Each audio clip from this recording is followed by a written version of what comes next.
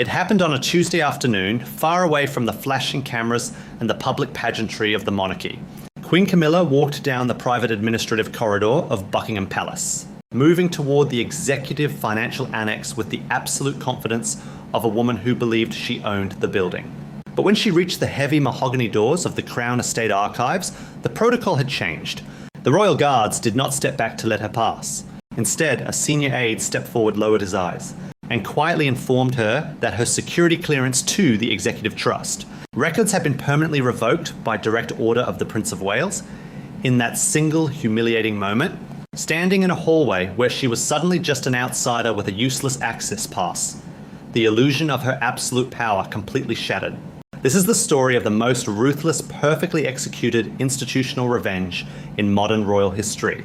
In less than 48 hours, an invisible trap snapped shut around Camilla, meticulously engineered by Prince William and Princess Anne. What viewers will understand by the end of this is the staggering commercial desperation behind Camilla's recent maneuvers, the secret power grab she attempted in the shadows of King Charles' declining health, and how William weaponized the ancient administrative protocols of the monarchy to destroy her plan without ever raising his voice. This was not a family argument. This was a forensic dismantling of a 30-year empire, culminating in the devastating realization that despite the crown on her head, she actually owns absolutely nothing. To understand the crushing weight of this retaliation, you have to look at the untouchable fortress Camilla believed she had built. For 3 decades, she played the longest, most calculated game of psychological chess the British public had ever witnessed. She survived the public hatred, she outlasted the scandals, and she slowly ground down the resistance of the institution itself. Once she finally secured the title of Queen, the subtle erasure of Princess Diana's legacy accelerated. Camilla moved through the royal residences with an air of total ownership. She dictated staff appointments, controlled access to the king, and operated under the absolute certainty that Charles would always shield her from the consequences of her ambition. She felt she had conquered the monarchy from the inside out. During this period of perceived supremacy, she began laying the groundwork to elevate her own non-royal children, subtly integrating them into the fringes of royal privilege. She believed that she had Charles completely managed, convinced that his guilt over the past and his reliance on her in the present made him endlessly compliant. She walked the halls of Windsor and Sandringham not as a guest, but as the ultimate gatekeeper. Staff members noted how her demeanor shifted from the cautious mistress to the imperious matriarch. She stopped asking for permission and started issuing directives. The psychological high of finally wearing the crown blinded her to the very real, very cold institutional mechanics that were quietly operating just beneath her feet. But behind this grand facade of royal supremacy lay a creeping, undeniable panic. As King Charles began stepping back from public duties due to his health, a terrifying reality began to dawn on Camilla. The crown is a corporation, and she was merely an employee by marriage. The estates, the billions in generational wealth, the vast properties of the Duchy of Cornwall. None of it belonged to Charles personally, and therefore none of it would ever belong to her. Driven by what can only be described as profound commercial desperation, Camilla initiated a secret administrative procedure. Before the power could fully transition to William, she attempted to secure a permanent, legally binding hold on several key royal heritage properties and a massive, independent trust fund that would guarantee her untouchable financial autonomy, completely bypassing the future king's authority. She thought the paperwork would quietly slip through the immense daily bureaucracy of the palace. She assumed that financial controllers would simply process the request as routine estate management, a quiet transfer of assets executed before anyone realized what had happened. But she fundamentally underestimated the silent, enduring vigilance of Prince William. William did not stumble upon this plot by accident.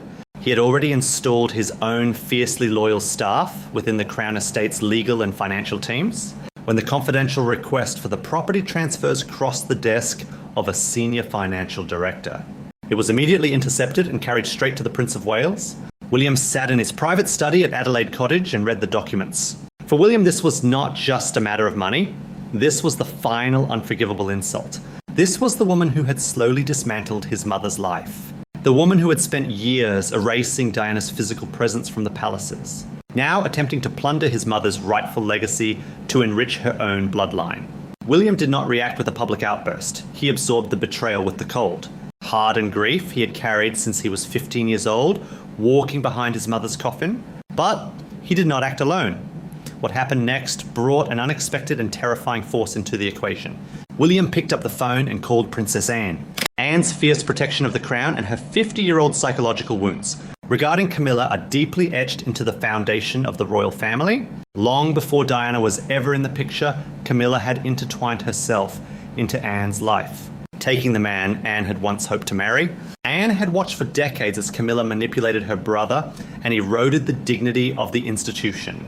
Anne is a woman who does not complain and does not explain, but she possesses a forensic understanding of royal protocol that borders on the lethal. When William laid out the evidence of Camilla's attempted financial coup, Anne's response was absolute. The time for polite tolerance was over. Together, William and Anne did not confront Camilla. They did not scream, and they did not leak the story to the press. Instead, they utilized the most devastating weapon available to the blood royals, the rigid, unforgiving machinery of institutional protocol.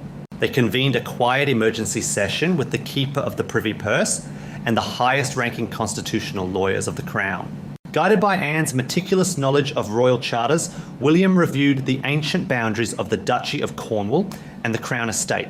He ensured that every single legal loophole Camilla had tried to exploit was not only closed, but permanently sealed. He drafted a series of legally binding directives that stripped her of all executive financial privileges, requiring the Prince of Wales' direct signature for even the smallest transfer of royal assets. He weaponized the administration so flawlessly that no lawyer on earth could ever untangle it. The trap was set with terrifying precision. A few days later, Camilla arranged her visit to the financial annex, assuming the paperwork was ready for Charles to simply sign off on. She arrived expecting deference and compliance. Instead, she was met with the cold reality of a closed door and a revoked security clearance. The staff member who blocked her path did not apologize. He simply handed her a single sealed envelope bearing the crest of the Prince of Wales. Inside was a formal administrative notice detailing the immediate restructuring of all royal trust access. It was written in cold, sterile legal language, but the message was devastatingly clear. Her request was denied, her access was terminated, and her financial future was now entirely at the mercy of the man whose mother she had helped destroy.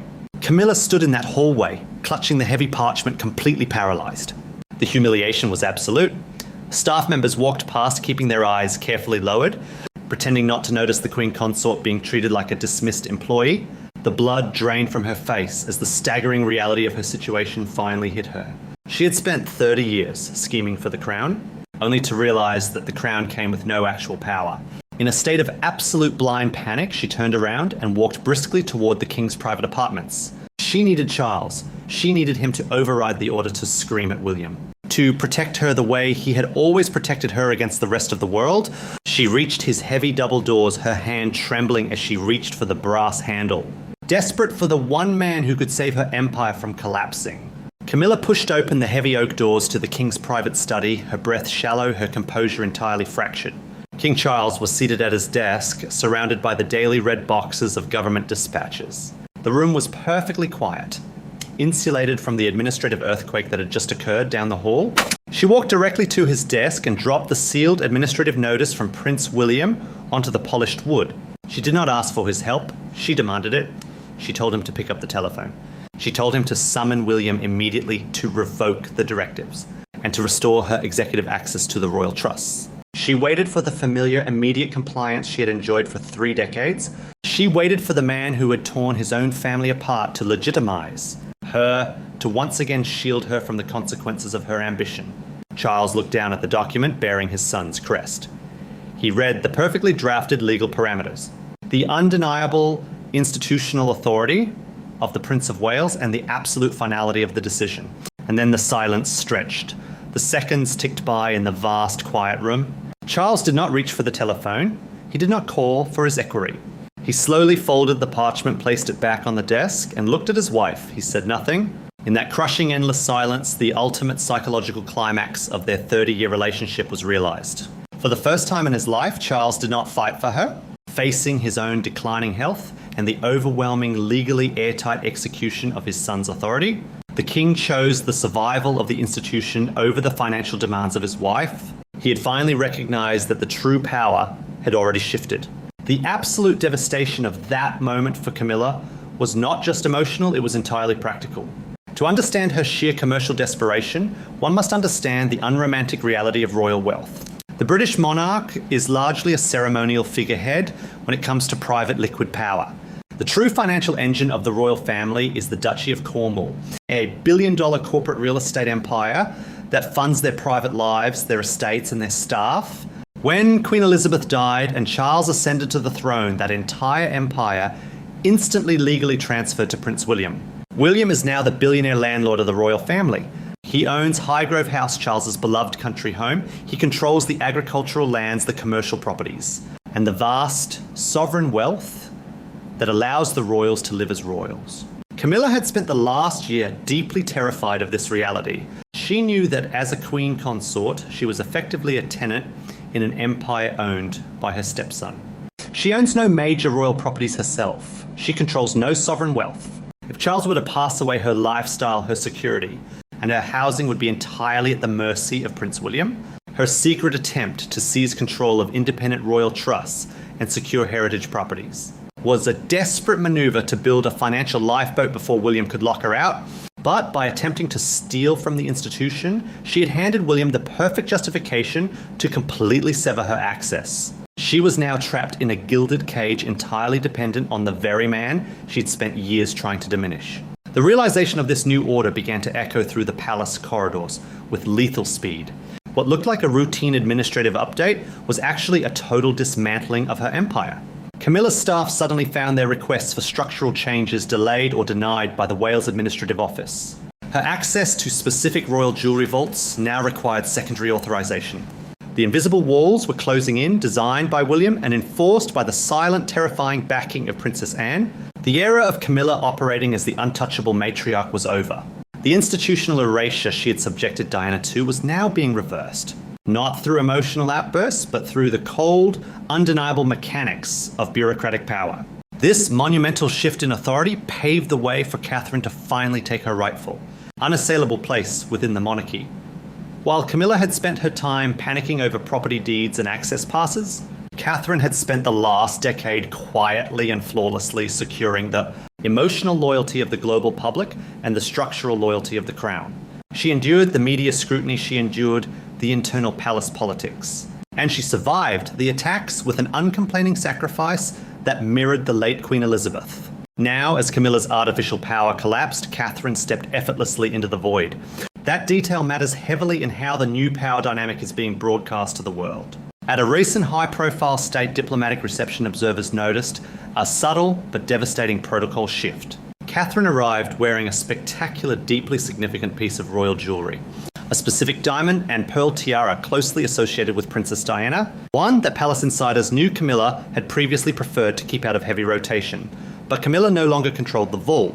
Catherine wore the piece not as a provocation, but as a quiet statement of historical continuity.